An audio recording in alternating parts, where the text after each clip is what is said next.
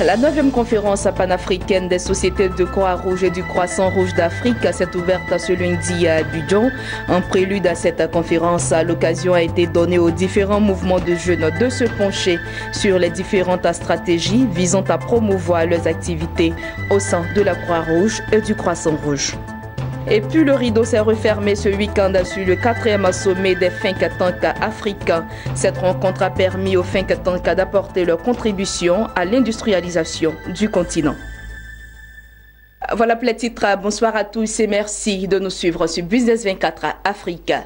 La 9e conférence panafricaine de Croix-Rouge et du Croissant-Rouge se tient à Abidjan. Des centaines de délégués venus de tous les horizons prennent part à cette rencontre dont le thème est Investir en Afrique. Plusieurs panels, des conférences et des expositions vont meubler ce rendez-vous d'Abidjan. En prélude à cet événement, ce week-end, l'occasion a été donnée à différents mouvements de jeunes de se pencher sur les différentes stratégies visant à promouvoir les activités au sein de la Croix-Rouge et du Croissant-Rouge. En écoute, Jérémy Aouré.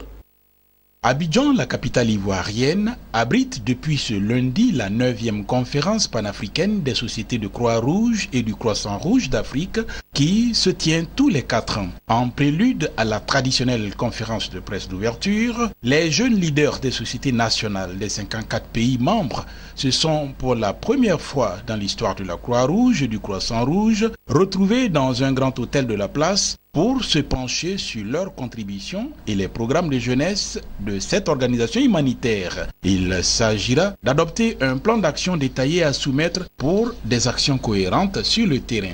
Nous, la jeunesse de la Croix-Rouge de Côte d'Ivoire, on s'est fondé sur les déclarations passées de la jeunesse de Solferino de 2009 et d'Addis Abeba en 2012, qu'on n'avait pas vraiment une prise de parole comme il se doit, on n'avait pas de décision lorsqu'il y a des grands débats qui se déroulent. Donc on a pensé comme ça qu'il fallait vraiment trouver quelque chose qui pouvait permettre à la jeunesse de travailler dignement, de donner une place de choix à la jeunesse pour pouvoir s'exprimer et pour pouvoir aussi exprimer ses mots et pouvoir travailler dans la dignité. Déjà, les jeunes qui sont ici sont représentants de tous les jeunes volontaires Croix-Rouge, Croissant-Rouge en Afrique. Donc là, on se réunit d'abord pour apporter notre voix au sein du mouvement international de la Croix-Rouge, mais surtout on se réunit afin de partager nos expériences et trouver des solutions aux défis humanitaires actuels en Afrique. Tout comme le secrétaire général de la Fédération internationale de la Croix-Rouge et le vice-président de la FICR, la présidente de la Croix-Rouge de Côte d'Ivoire a tenu à apporter son soutien à tous les mouvements de jeunesse volontaire qui œuvrent pour l'amélioration des conditions de vie des populations. Quand la jeunesse fonctionne bien, quand la jeunesse est heureuse, quand la jeunesse est contente, la société fonctionne bien. C'est ce que je dis, la jeunesse est le baromètre de la société. Et vous avez vu les jeunes de toute l'Afrique, les jeunes des 54 sociétés africaines sont présents ici aujourd'hui. Et que dire? C'est pour vous dire que la Croix-Rouge marche. Investir en Afrique, c'est le thème de la 9e conférence panafricaine des sociétés de Croix-Rouge et du Croissant-Rouge qui s'ouvre ce lundi à Abidjan, un rendez-vous où sont attendus plus de 500 délégués de la sous-région et du monde entier. Et puis ouvert depuis le 6 avril, le 4e sommet des think tanks africains s'est refermé le samedi dernier à Abidjan. 3 jours d'échanges et de réflexion qui ont permis à ces think tanks d'apporter leur contribution à l'industrialisation du continent. Cela s'est traduit par un ensemble de recommandations adoptées à la fin de cette rencontre. Lawani Babatunde et Ligno Gilbert. L'Afrique, principal producteur de matières premières dans le monde, enregistre un taux de transformation à seulement 1%, loin derrière l'Asie et l'Europe qui pèsent respectivement 38 et 40% de la transformation mondiale. Pour combler son retard et rattraper au mieux ses concurrents, le continent peut compter sur les recommandations des think tanks africains. Recommandations formulées après 3 jours de réflexion à Abidjan. Les think tanks se sont engagés qui vont maintenant se concentrer à résoudre des problèmes et les obstacles qui empêchent l'industrialisation en Afrique. Ils vont, à travers des études qu'ils vont faire, des recherches, ainsi que le partage de ces connaissances. Et troisièmement, d'essayer de mettre en place des plateformes pour un meilleur dialogue entre les par les parties prenantes dans le développement industriel. Et troisièmement, qui vont contribuer leur part dans le renforcement des capacités nécessaires pour l'industrialisation en Afrique.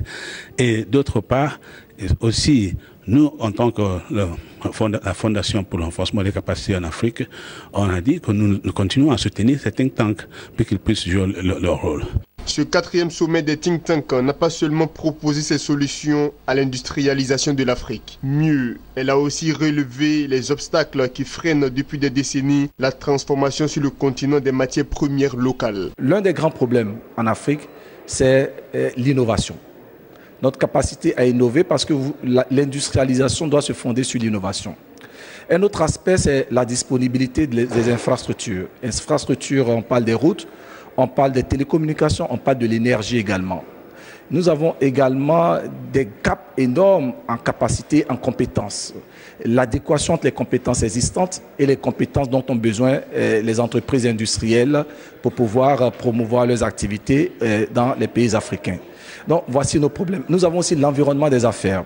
Et pendant de très longues années, les pays africains ont connu des troubles, ont connu des instabilités, là où les pays asiatiques ont été beaucoup plus stables. Après Abidjan, rendez-vous a été donné au Caire en mars 2018 pour la 5e édition du sommet des think tanks africains où vont s'ouvrir de nouveaux débats, cette fois-ci sur la question du leadership.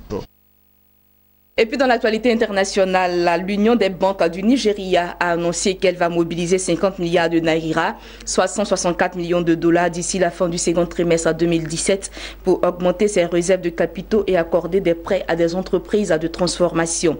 Le directeur exécutif de l'institution a indiqué que la banque vise un ratio de fonds propres supérieur à 18% après la levée de fonds contre 13,4% durant le 3e trimestre de l'année écoulée. Il a par ailleurs expliqué que la valeur totale des prêts accordés par la banque a progressé de 40% en 2016. Une performance que le responsable attribue principalement à la dépréciation du naira qui a impacté les prêts libellés en dollars accordés aux compagnies pétrolières.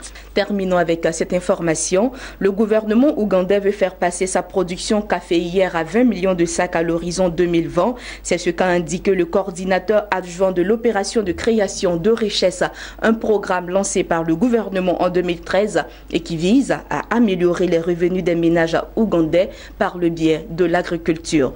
Pour l'atteinte de cet objectif de production, le gouvernement veut encourager l'emploi des méthodes modernes d'agriculture, notamment dans l'irrigation, et va distribuer annuellement 300 millions de plants de café aux producteurs. Outre ces volets, le gouvernement ougandais prévoit également de booster la production grâce à des interventions allant dans le sens d'une meilleure gestion des terres dédiées à la culture du café. Fin de ce journal. Merci de nous avoir suivis et bonne suite au programme sur Business 24 Africa.